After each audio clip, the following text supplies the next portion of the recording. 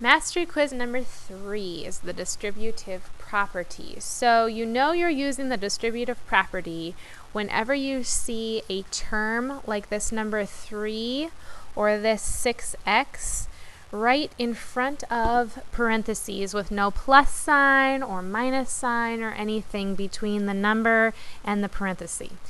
This means that 3 is being multiplied by 5 and 3 is being multiplied by 6x. So we use this little rainbow to remember to multiply it by both.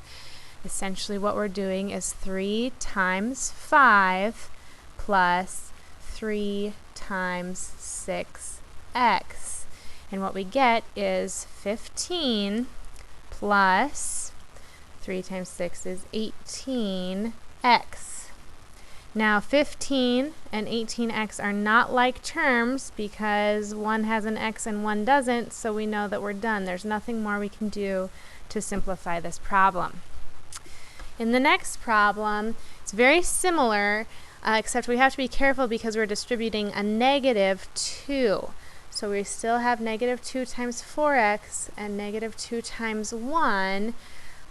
Negative 2 times 4x plus negative 2 times 1. Negative 2 times positive 4 is negative 8 with an x plus negative 2 times 1 is negative 2. Now it doesn't look nice to have plus and negative, but remember we learned that that is the same thing as minus. So negative 8x minus 2 is how your answer should look. Again, because they're not like terms, we cannot do anything more with that problem. This next one is a little bit different. Let me just get rid of that blue dot I made earlier. Confusing. Because not only do we have a 6 to distribute, but we also have an x to distribute. So we multiply the 6x by both. This means we have 6x times 2x.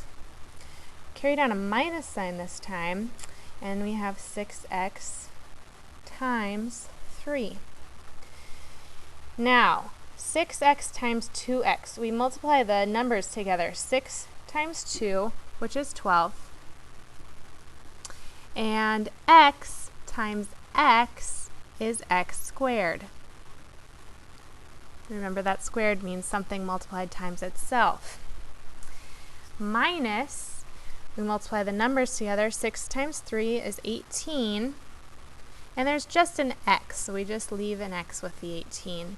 And again, we have an x squared. We have a plain x. These are not like terms, so we're done with this problem here. Finally, this problem is similar to the one we just did, but again, we want to be careful of that negative. So we distribute negative x, which means we have negative x times 4x minus negative x times 2.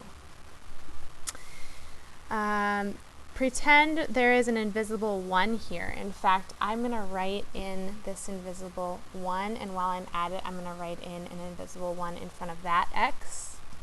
So first we're multiplying negative 1 times 4, which is negative 4.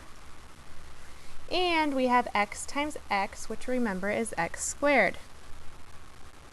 Bring down your minus. And here we have negative 1 times 2, which is negative 2. And we just have the x. Again, we're stuck with a minus a negative, which looks ugly. So we're going to change that to positive or plus, because we know that minus and negative is the same as adding.